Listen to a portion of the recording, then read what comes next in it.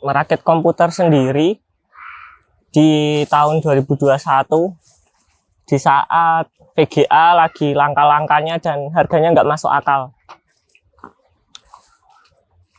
Iya, di tahun 2021 ini VGA lagi langka dan harganya nggak masuk akal.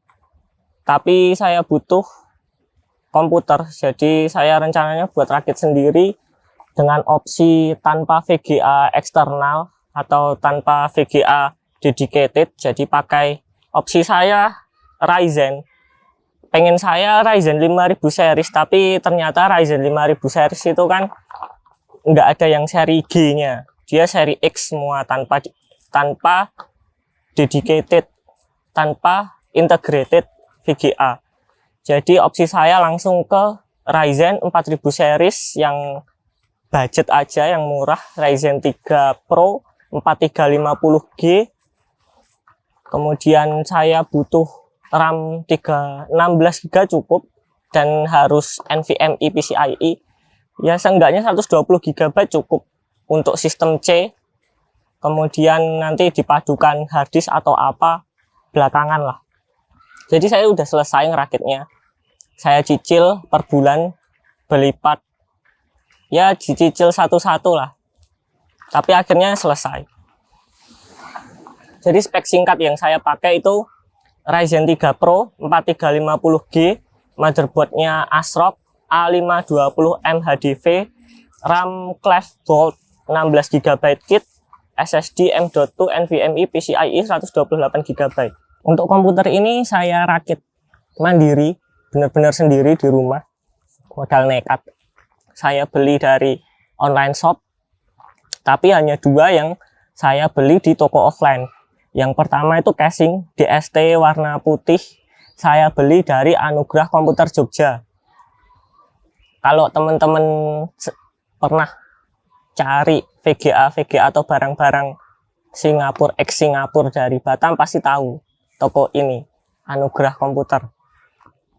Dulu saya pernah beli VGA dari sana dan pertama dulu saya beli motherboard 2 kali, kemudian VGA sekali. Jadi saya putuskan buat, karena belum pernah main ke sana, saya main ke sana karena yang punya casing putih setahu saya itu baru dia, casing putih yang saya pengen. Ini DST warna putih. Kemudian part kedua itu prosesornya Ryzen 4350G plus bundling ASRock A520M di Jogja juga, di Asteria Komputer di sini. Ya sekalian main-main biar nggak gabut ngisi waktu luang. Kemudian part ketiga saya beli dari Shopee, itu heatsink SSD M.2 NVMe. Harganya 86.000. Dan yang kedua, barang keempat saya beli dari Tokopedia, itu Windows 10 dan Office 2019 seharga 60.000. Ini saya sudah install sendiri dan online aktivasinya, dibantu sama adminnya juga. Ya entah ini hack atau bukan, kalau menurut saya kayaknya sih bukan sih. Dia lisensi resmi dan ketika diupdate dia normal-normal aja. Kemudian barang kelima itu power supply Seasonic S12 Mark III 500 watt seharga 840.000. Kenapa saya pilih PSU ini? Padahal di Kaskus, di beberapa tempat itu pembahasannya kurang bagus mengenai PSU ini.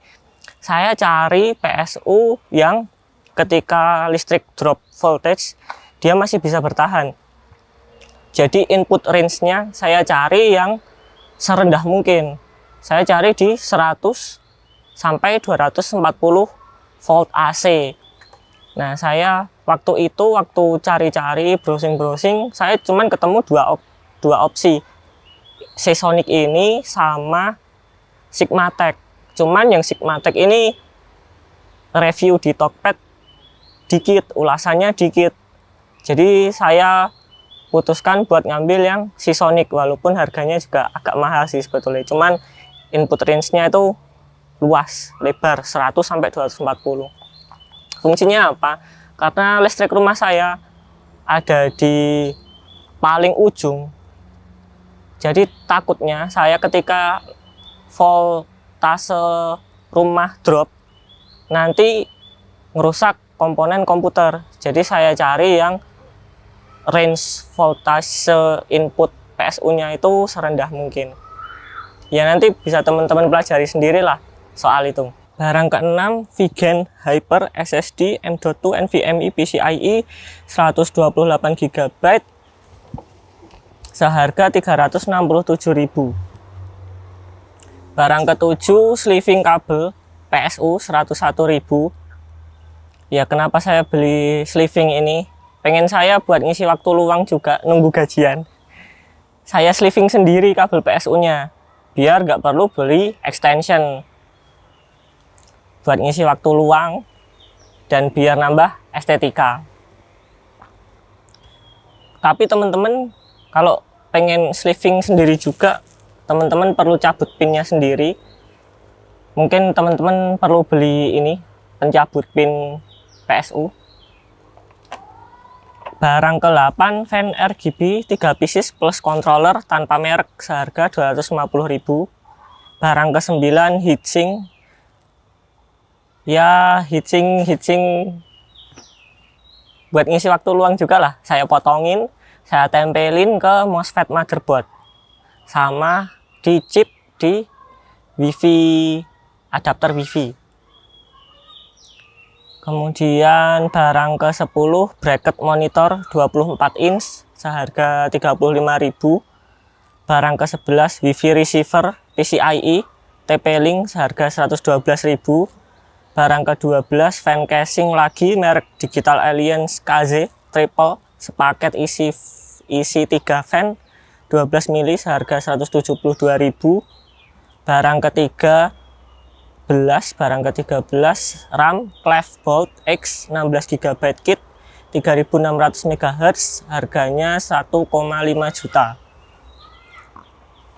Barang ke-14 monitor Philips 241V8 harganya 1,7 juta. Jadi kenapa saya rakitnya seperti ini, bukan rakit yang PC gaming? Pertama, saya nggak butuh spek tinggi-tinggi. Rencana saya bukan untuk gaming, rencana saya buat untuk kerja dan biar orang-orang rumah juga bisa pakai.